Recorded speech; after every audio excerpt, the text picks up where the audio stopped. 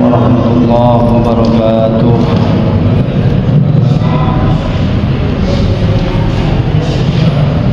Innal hamdalillah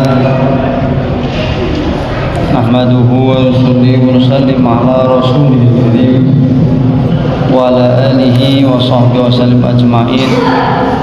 Wala hawla wala quwwata illa billahil aliyyil azim. Rabbi shrah li sadri wa yassir li amri wahlul 'uqdatam min lisani yafqahu qawli. Qala ta'ala fi kitabihil karim. A'udzu billahi minasyaitonir rajim. Bismillahirrahmanirrahim.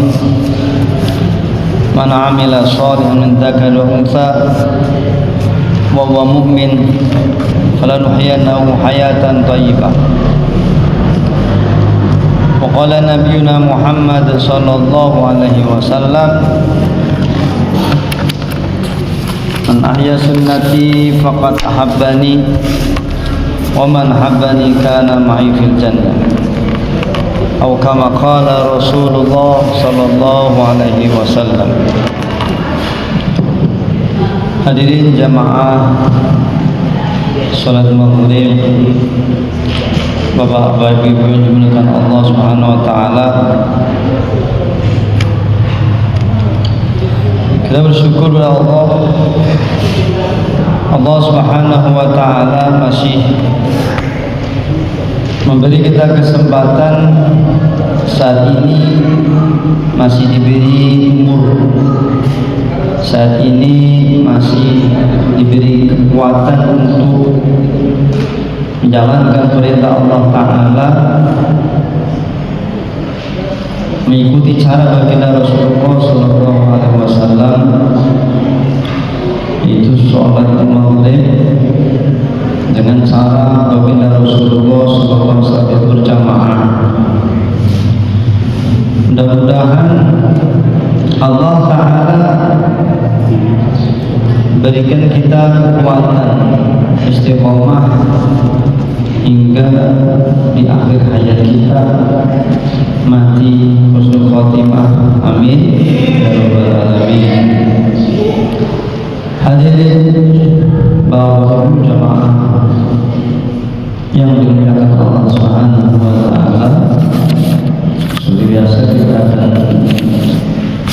dengan salawat terlebih dahulu sebelum kita mulai. Kita bacakan bersama-sama. Kalamun qadimun la yumallu sama'u tanaza'an qawli wa fi'lin wa niyati bihi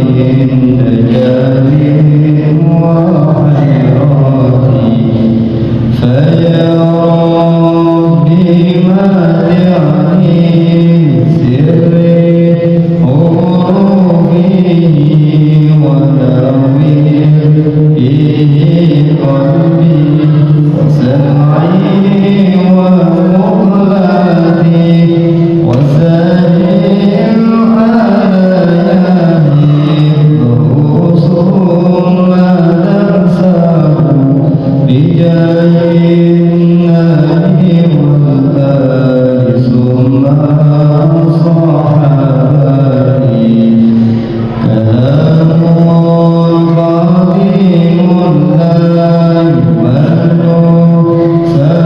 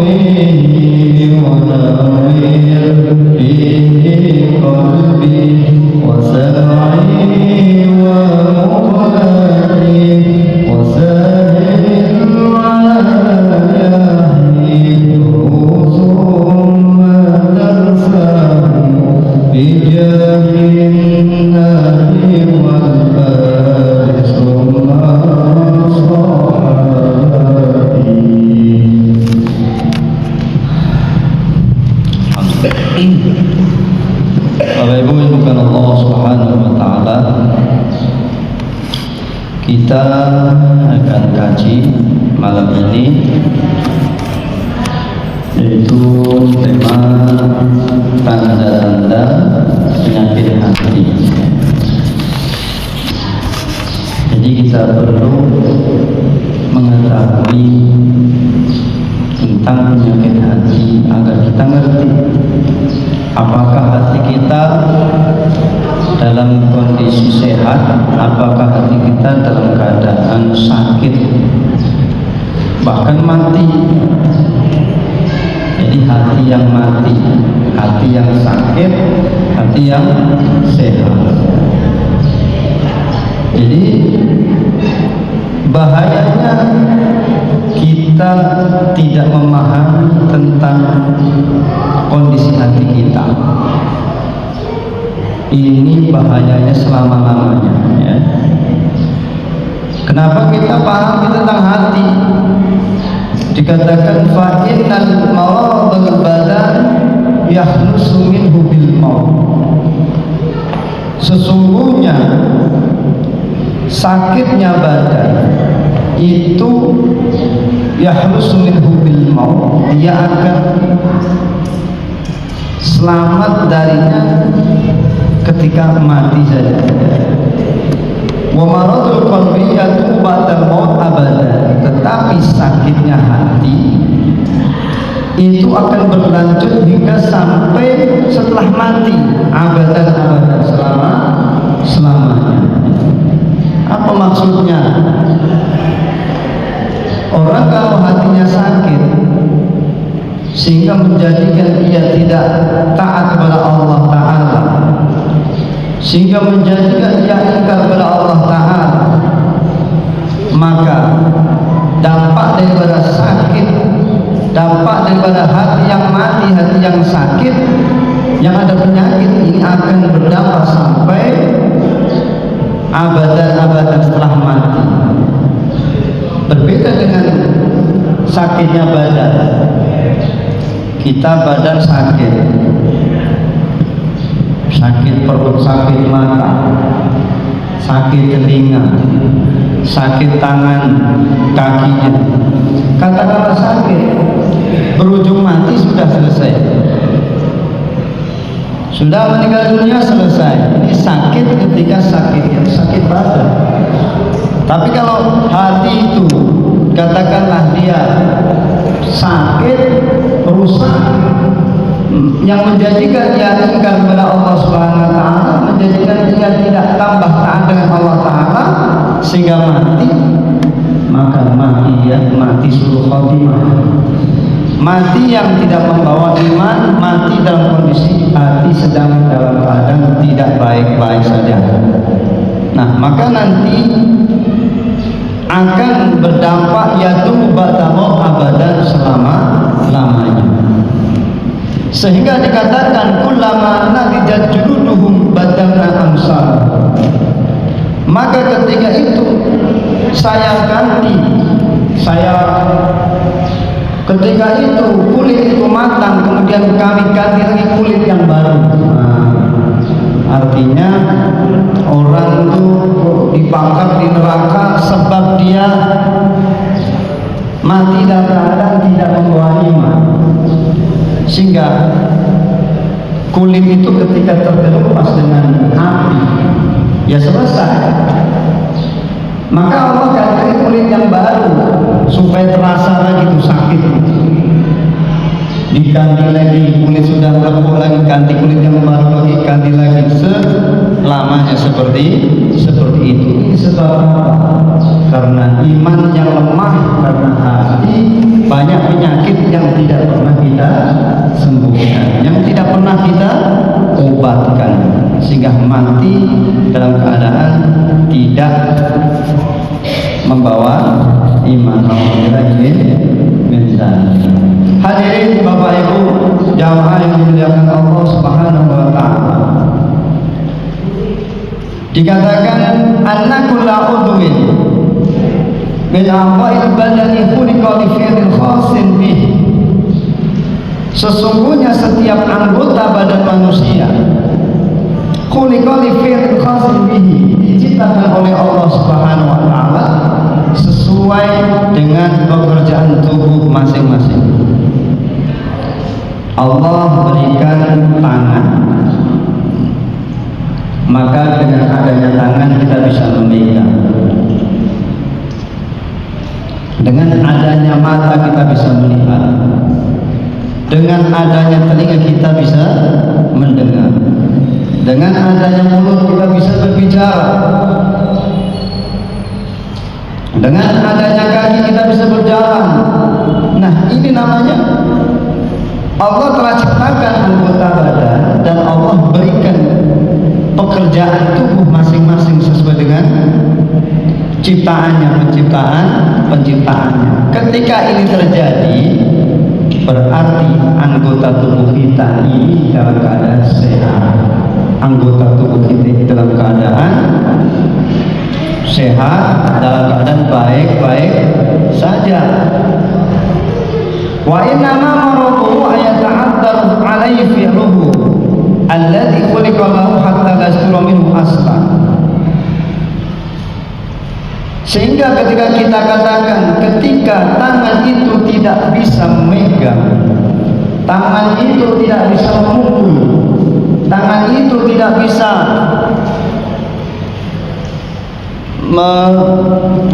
mengangkat, tidak bisa bergerak, tangan itu tidak bisa memegang, ini namanya tangan tidak ada fungsi, berarti tangan mungkin ada satu penyakit di dalam. Begitu pula mata, Allah ciptakan mata, tetapi fungsi dari mata tersebut tidak berfungsi. Yang mata seharusnya dia melihat kok tidak bisa. Maka ini adalah terhalang dari pekerjaan yang Allah berikan kepada anggota badan yang berupa mata. Begitu juga Bapak Ibu yang dimuliakan Allah Ta'ala, Allah Subhanahu wa Ta'ala ini menciptakan hati. Maka hati ini ketika dia dalam keadaan sehat, maka dia akan bekerja. Dia akan bekerja sesuai pekerjaan hati, yaitu dia mampu menerima ilmu, dia mampu cinta ibadah kepada Allah, dia mampu terhalang dari, dia mampu mendahulukan akhiratnya Allah Ta'ala, dia mampu merasa lezat dalam mengingat Allah Subhanahu wa Ta'ala, dia mampu mendahulukan keinginan Allah Ta'ala daripada keinginan dia sendiri. Ini ketika hati ini adalah sehat, hati yang berfungsi sebagaimana fungsi yang Allah Ta'ala berikan. Akan tetapi ketika hati itu udur, wa kadzalika maradul qalbi ayata'addar alaihi fil al-khas bihi alladhi khuliqa li ajlihi wa huwa al-ilmu wal hikmah wal ma'rifah wa hubbullah ta'ala wa ibadatihi wa taladdubi bi dzikrihi wa ithari dzalika ala kulli syahwatin siwahu wal isti'anah bi jami syahwat wal a'dha alaihi. Nah, ketika hati ini tidak dapat menerima, maknanya terhalang dari ilmu. Ketika hati ini terhalang dari mahabbah pada Allah Ta'ala, ketika hati ini terhalang dari cinta ibadah kepada Allah, ketika hati ini terhalang dari nikmat berzikir, ketika hati ini terhalang dari mendahulukan akhirat, ketika hati ini terhalang dari nikmatnya kita baca tandanya hati kita sedang sakit. Jadi sebenarnya baca Al-Quran itu manis lah, lezat ya. Sholat taubat lezat, sholat tahajud lezat, sholat duha lezat, semuanya nikmat, semuanya itu aslinya. Yang sedang gak baik-baik saja itu hati kita, sehingga karena hatinya sedang tidak sehat, Al-Quran terasa pahit. Ya atau tidak? Zikir berat, pahit. Wah, ini sebenarnya bukan zikir yang pahit. Hati kita sedang tidak baik, hati kita sedang rusak. Sholat tahajud pahit. Nah, sebenarnya bukan tahajud yang pahit, tapi hati kita sedang rusak. Ya, ibaratnya kita sedang kondisi sehat badan kita.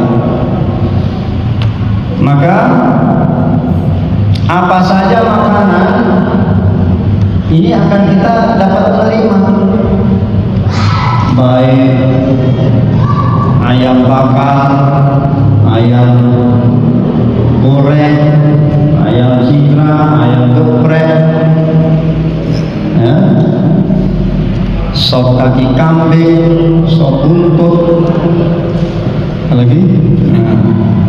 Semuanya akan terasa nikmat ketika jasad kita, badan kita dalam kondisi sehat. Tapi kalau kita sedang meriang, kita sakit, kita sedang greges badannya, makanan semua tidak akan terasa nikmat. Bakso terasa pahit, sop kaki kambing terasa pahit, sop buntut pahit, apalagi itu. Ya, semua yang isi itu dimasakkan padang pahit ya. Nah, itu bukan sebenarnya dia yang pahit, tapi jasad kita, kesehatan kita yang sedang tidak sehat. Nah, begitu. Jadi satu tanda hati kita ini sedang sakit, satu tanda hati kita ini sedang rusak, di antaranya kita tidak dapat menerima kebaikan. Kita tidak bisa menerima mahabbah kepada Allah Ta'ala. Jadi mahabbah dengan Allah Subhanahu wa Ta'ala ini, kalau saja orang itu ada rasa cinta kepada Allah, tanda hati sedang baik. Karena dia kenal orang itu kalau cinta, apa yang menjadi perintah orang yang kita cintai, maka kita akan taati. Innal muhibba liman yuhibbu muti. Sesungguhnya orang yang mencintai kepada orang yang mencintai akan taat. Kita dengan Allah Subhanahu wa Ta'ala, apakah kita cintakan atau tidak? Kalau betul-betul cinta, apakah kita sudah gampang?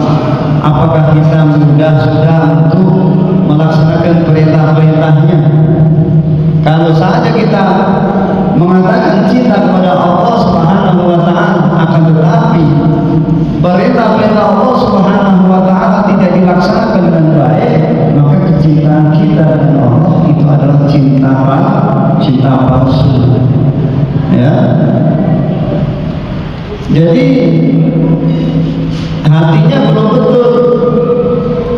Maka dikatakan hati yang baik itu adalah di sana ada kecintaan pada Allah Ta'ala.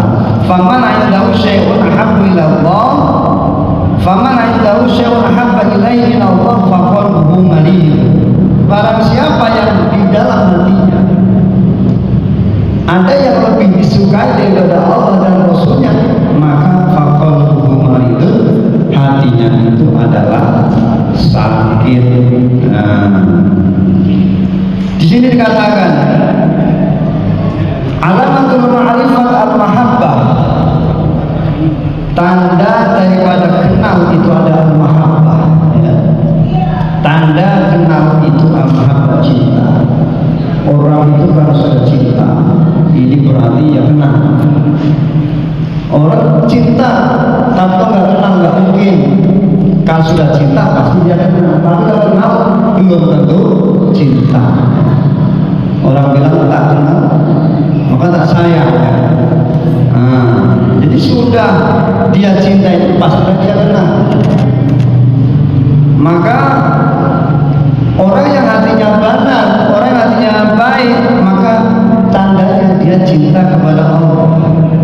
Apa tanda cinta kepada Allah? Mencintai apa yang disukai Allah Ta'ala. Di sini dikatakan cinta, tanda cinta adalah tidak mendahulukan terhadap dunia. Maka Allah Ta'ala itu ngerti, ya jelas ngerti Allah Ta'ala. Allah sendiri yang katakan wal akhiratu khairu wa abqa. Akhirat itu lebih bagus dan lebih kekal. Allah tidak sukai dengan perkara dunia, Allah suka ke akhirat. Kalau kita cinta dengan akhirat, kalau kita cinta dengan Allah, maka apa yang disukai Allah kita cinta. Apa yang dibenci Allah kita benci. Umpama kita saja punya kekasih, pasangan atau suami istri yang baru menikah ya. Nah, kadang-kadang apa yang kita benci makanan itu terhadap istri kita itu kita ikuti saja. Kita nggak suka buah durian, istri kita suka durian. Padahal kita benci dengan durian. Maka karena kita cinta dengan istri kita cinta dengan kekasih kita cinta dengan durian, maka kita pun senang dengan durian. Bahkan sambal umpamanya, laki-lakinya tidak suka sambal, istrinya suka sambal. Kalau dia senang dengan istrinya, padahal kita tidak suka dengan sambal. Karena kita cinta dengan istrinya yang suka dengan sambal, kita pun akhirnya jadi senang dengan sambal. Itu gambarannya seperti itu. Jadi Allah Subhanahu wa Ta'ala ini suka dengan perkara-perkara kebaikan. Maka kalau kita cinta dengan Allah, maka apa yang dicinta Allah ya kita cinta. Apa yang dibenci Allah kita benci. Nah, ini tanda kalau hati kita itu adalah hati yang sehat ya. Jadi kita ulangi, di antara tanda-tanda hati yang sakit itu adalah hati yang terhalang, satu terhalang dari ilmu. Yang kedua, hati yang terhalang dari hikmah-hikmah. Yang ketiga, hati yang terhalang dari nikmat berzikir. Jadi berzikir itu dia tidak terasa nikmat. Nah, ini bahaya, berarti hati kita sedang sakit ya. Nah, padahal Nabi katakan, idza marartum bi riyadil jannah farta'u. Qila ma riyadul jannah? Bila dzikir. Nabi sabdakan, ketika kamu melewati majelis-majelis zikir, ketika kamu melewati taman-taman surga, farta'u maka nikmatilah. Wa ma riyadul jannah, apa itu taman-taman surga? Bila dzikir, apa zikir.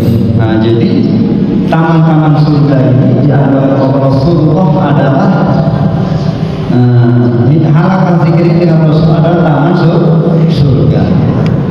Nah, jadi dengan adanya halakan zikir dia nikmat. Nah, ini ibarat dia berada di taman-taman surga. Baru di tamannya saja itu sudah terasa nikmat. Ini orang yang beriman, orang yang hatinya bersih, orang yang dia hatinya bagus ya, tidak didasari dengan perkara-perkara keburukan, sehingga baru saja di tamannya saja belum masuk surga itu sudah terasa nikmat. Ibaratkan seperti kambing yang sedang makan rumputan. Kalau dia sedang menikmati rumputan meskipun dihalau, dipukuli, maka kambing itu tidak akan pergi karena sedang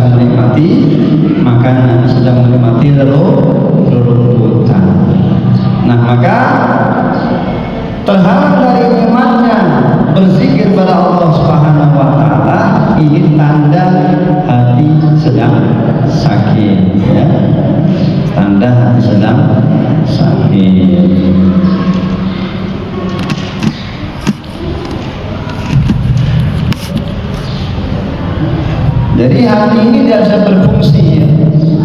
Tidak seperti fungsi sebagaimana hati yang sehat. Kalau hati yang sehat tidak akan ngerti tujuan kita diciptakan oleh Allah Ta'ala adalah wa ma khalaqtul jinna wal insa illa liya'budun.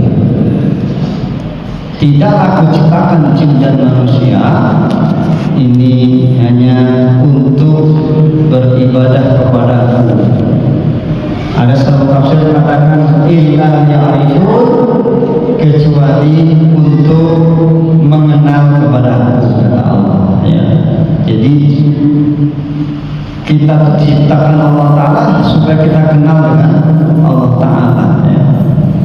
Maka orang iman ini yang paling pertama sekali wajib bagi kita adalah mengenali Allah.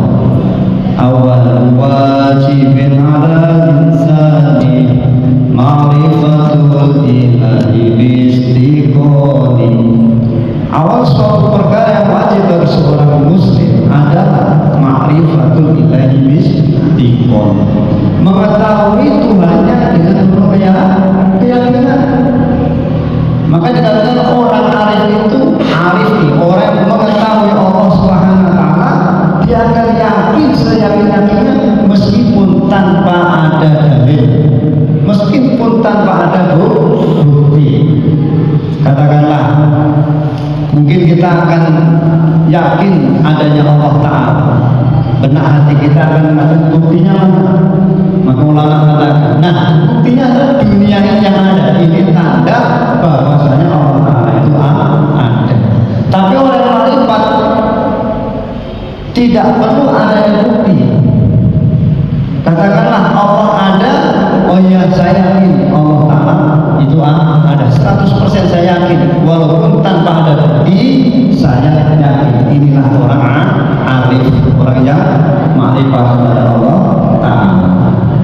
Ya kalau mungkin setelah kita belum tarafnya orang yang ma'rifat, belum tarafnya arif, ya minimal dalil-dalilnya dengan bukti-bukti yang ada, kita wajib mengimani bahwasanya Allah Ta'ala itu ada. Makanya supaya Allah Ta'ala itu disembah, supaya Allah Ta'ala itu dikenal, supaya kenal dengan Allah Ta'ala, sehingga kita makin dekat, makin sayang, makin cinta dengan Allah kapanpun, dimanapun, sehingga kedekatan Allah ini melebihi kedekatan sebagaimana seorang ibu terhadap anaknya ya. Sebagaimana para sahabat dan Nabi SAW, mereka adalah orang-orang yang betul-betul yang arif billah, orang yang ma'rifat kepada Allah Ta'ala. Mereka orang yang kenal, bukan sekedar kenal, tapi dia cinta, sehingga tanda cintanya kepada Allah dia sebut-sebut nama Allah Ta'ala. Man ahabba syai'an kasara dzikruhu. Siapa yang cinta kepada sesuatu, maka dia akan banyak menyebutnya. Maka apapun kejadiannya, pastilah para sahabat ini menyebut nama Allah Ta'ala. Yang diingat Allah ya. Kejadian dalam kondisi sakit, dia tidak ingat dulu obat, yang ingat adalah Allah Ta'ala. Dia sakit kemarin, dia sholat dulu 2 rakaat. Wasta'inu bisabri wassalah. Carilah pertolongan dengan sabar dan sholat. Setelah sholat doa, ya Allah kita sembuhkan. Habis itu datang ke warung beli obat yang namanya Paramek ya. Nah Paramek katanya, bila Anda sakit kepala minum Paramek, maka kepala sakit kepala Anda akan sembuh. Apakah yakin setelah minum Paramek akan sembuh sakitnya? Belum pasti, karena yang menyembuhkan bukan Paramek, tapi yang menyembuhkan Allah Ta'ala. Adapun dia minum kemudian sembuh asbab Paramek, maka menjadi sembuh. La ilaha illallah. Sehingga kalaupun tidak minum Paramek, tetap saja sembuh jika Allah menghendaki seperti itu. Kalaupun dia minum Paramek, justru penyakit itu akan menjadi parah. Nah, kenapa kita berobat? Kenapa kita menerima ramek? Kita ikut sunnah Rasulullah. Rasulullah dulu sakit, dia juga berobat, maka kita berobat. Tapi ingat, kita luruskan keyakinan kita bahwasanya bukan ramek, bukan obat yang menyembuhkan, tapi Allah Ta'ala. Nah, ini tanda orang ini makrifat dengan Allah Ta'ala. Suatu ketika Nabi SAW bersama sahabat, dia beristirahat di bawah pohon, namun ada orang kafir yang sembunyi-sembunyi, dia ingin membunuh Nabi SAW dengan mencambukkan pedangnya di lehernya.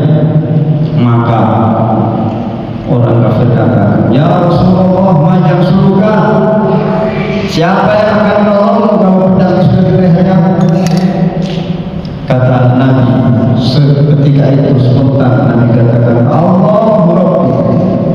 Siapa yang menolongmu? Allah. Nah, seketika itu Allah langsung membuat orang kafir gemeteran. Allah Ta'ala dia merasa ada apa dengan hamba saya, jangan sampai terjadi dengan hamba saya. Maka seketika itu Nabi pun mengambil pedangnya, kemudian dicambukkan kepada leher orang kafir.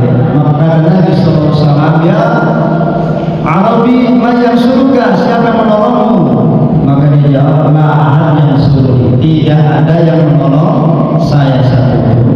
Maka karena kasih sayang Nabi, seorang itu tidak jadi dibunuh, kemudian diselamatkan dan akhirnya masuk Islam. Tidak hanya itu, mereka mengajak kawan-kawannya untuk masuk Islam dan ikut bersama Nabi SAW dalam perjalanan dakwah. Nah, ini orang yang cinta kepada Allah Subhanahu wa Ta'ala dengan sebenar-benarnya cinta, sehingga Allah Ta'ala makin dekat, bahkan kedekatan Allah dengan hamba itu lebih dekat daripada kedekatan seorang ibu terhadap anak-anaknya. Ini hakikat cinta. Jadi dikatakan, "Kul in kana aba'ukum wa abna'ukum wa ikhwanukum wa azwajukum ahabba ilaikum min Allah wa rasulih wa jihadin fi sabilihi fatarabbasu hatta ya'tiyallahu bi amrihi." Katakanlah, jika bapak kamu, anak kamu, saudara kamu, istri kamu itu lebih kamu sukai daripada Allah, daripada Rasulullah, daripada jihad, maka tunggulah sampai hari kiamat. Makanya ini perintah agar cinta kita kepada anak kita, cinta kita kepada istri kita, cinta kita kepada saudara-saudara kita, ini supaya jangan melebihi cintanya kepada Allah, cinta kepada Rasulullah SAW, agar menunjukkan benar-benar hati kita ini bersih, agar menunjukkan hati kita ini benar-benar sehat. Kalau saja kecintaan kita ini melebihi dari cinta kepada Allah, nah ini tandanya hati kita sakit. Bahkan dikatakan, "Fahal ya'lamatul marad wa bihadza yu'rafu 'anna al-qalba mimma la ya'rifu sahibuhu falidzalika yaghfalu 'anhu." Maka orang yang cintanya itu kepada selain Allah, kepada selain Rasulullah, ini dikatakan sampai dia tidak merasa kalau tingkah yang dia buat itu adalah kesalahan, maka itu adalah kelalaian yang sangat besar. Jadi ibaratnya orang sakit tapi dia terasa sakitnya, sudah kronis, ya. Jadi sudah parah. Padahal dia orang sakit, tapi sakitnya begitu parah sehingga sampai tidak tahu kalau dia sedang dalam keadaan sakit. Maka cintakan kita cinta kepada Allah, cinta kepada Rasulullah SAW. Jangan sampai cinta kepada istri, cinta kepada anak, cinta kepada saudara, semuanya selain Allah itu melebihi dari cinta kepada Allah Ta'ala. Ya. Maka dikatakan jangan sampai terfitnah. Dalam Al-Quran kata inna awladakum fitnah. Sesungguhnya anak-anak kalian itu adalah fitnah. Kenapa dikatakan anaknya fitnah? Ya kan kita lagi senang-senangnya kita berkumpul dengan anak, kemudian datanglah perintah Allah Ta'ala berupa sholat, datang perintah Allah yang lainnya, kemudian kita tinggalkan perintah Allah sebab karena ada anak. Nah, anak tersebut itu adalah sebagai fitnah. Maka benar kata Allah, inna awladakum fitnah. Maka jangan sampai kita punya anak, kita punya keluarga ini kita jadikan fitnah, yang menjadikan kita ini bukan lebih taat, tapi justru malah menjadi ingkar kepada Allah Ta'ala. Nah, ini suatu tanda kalau hati kita ini sedang sakit, ya. Nah, jadi bagaimana selanjutnya? Ketika hati ini sudah menjadi sakit, apa yang kita lakukan? Ketika hati ini sudah terjangkit dengan penyakit, apa yang kita lakukan? Maka yang kita lakukan adalah kita datangi dokternya, ya. Jadi pertama datangi dokter, kedua minta nasihat, yang ketiga taati nasihatnya. Jadi sebagaimana kita ketika sakit mata, maka kita sibuk mengobati mata kita agar mata kita sehat. Ketika kita sakit kakinya, kita sibuk mencari obat agar sakit yang ada di kaki ini terobati. Ketika kita sakit perut, kita sibuk cari obat untuk menyembuhkan sakit perut agar perutnya terobati, ya. Maka bahkan ada orang yang dia hanya sekedar untuk kulitnya biar putih, kulitnya biar halus, kulitnya sampai berjuta-juta berapa duit saja dikeluarkan sampai ke luar negeri, ya, katakanlah begitu, sibuk untuk mengatasi itu. Tetapi hati yang sakit kita tidak mencari dokternya. Nah, ini berbalik. Maka ketika kita sudah terasa hati kita itu sakit, maka datangi dokter hati. Siapa dokter hati? Dokter hati ini adalah para ulama, ya. Seperti di sini kita Ihyaul-Ulumuddin, Syekh Imam Ghazali adalah dokter hati, yaitu atibah, ya, orang-orang dokter hati yang ngerti tentang penyakit-penyakit hati. Nah, maka datangi para ulama, kita sowan, kemudian kita minta nasihat dan kita taati nasihatnya. Maka setelah hati terobati dengan nasihat, setelah hati terobati dengan hikmah-hikmah yang diberikan oleh para kiai, oleh para ulama, bagaimana cara merawatnya? Maka cara merawatnya ketika hati telah terobati, yang pertama adalah dilihat penyakitnya. Jadi dilihat penyakitnya. Nah, kalau penyakitnya itu adalah bakhil, ini contohkan di sini seperti penyakit bakhil, maka obatnya ada 4. Yang pertama, dengan mendermakan hartanya dan menginfakkan. Nah, jadi dalam mengobati penyakit hati itu terkadang dia buat sesuatu yang tidak sesuai dengan nafsunya. Orang dia tidak mau menginfakkan hartanya, tapi justru disuruh untuk menginfakkan hartanya. Nah, itu. Nah, kedua, al-matlub al-i'tidal bainal muharramah wal burudah, yaitu bersifat tengah-tengah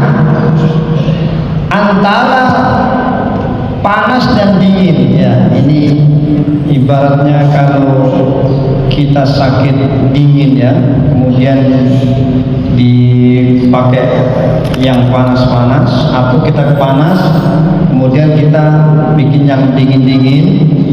Nah, tapi kalau berlebihan maka menjadi penyakit. Ya berarti di tengah-tengah saja. Jangan terlalu panas, jangan terlalu dingin. Maknanya ketika seseorang ini dia tidak mau menginfakkan hartanya karena kikir, ingin maknanya berlebihan, dia tidak mau mensedekahkan walaupun sedikit. Ketika dia sedekahkan hartanya kemudian berlebihan sehingga menjadi mubadzir, nah itu juga penyakit. Maka perintah daripada guru-guru kita, para ulama adalah sedang-sedang saja, tidak kikir dan juga tidak poros, ya begitu. Kemudian yang selanjutnya adalah melakukan sesuatu yang menjadi lawannya. Nah, melakukan sesuatu yang menjadi lawannya. Jadi kita mengobati perkara yang sakit pada tubuh kita itu, ya terkadang dia akan diobati dengan lawannya, ya. Bahkan perkara yang tidak sesuai dengan nafsunya. Kita bodoh diobati dengan ngaji, kita bakhil diobati dengan dermawan, kita sombong diobati dengan tawadhu, kita rakus kita obati dengan mencegah dari perkara yang kita inginkan. Kita sakit tentunya ada beberapa obat-obat yang pahit-pahit seperti itu. Ini menjadikan semakin kita bermujahadah sehingga semakin obat itu akan manjur pada diri kita. Yang terakhir, kita koreksi amal. Bagaimana kita harus lepas dari ketergantungan dari harta, bahwa harta adalah titipan Allah, bahwasanya harta adalah bukan milik kita. Kita kaya sementara, nanti juga bisa bergiliran, kadang-kadang tiba-tiba kaya, tiba-tiba miskin, karena memang harta kekayaan itu adalah milik Allah Ta'ala. Demikianlah ini daripada obat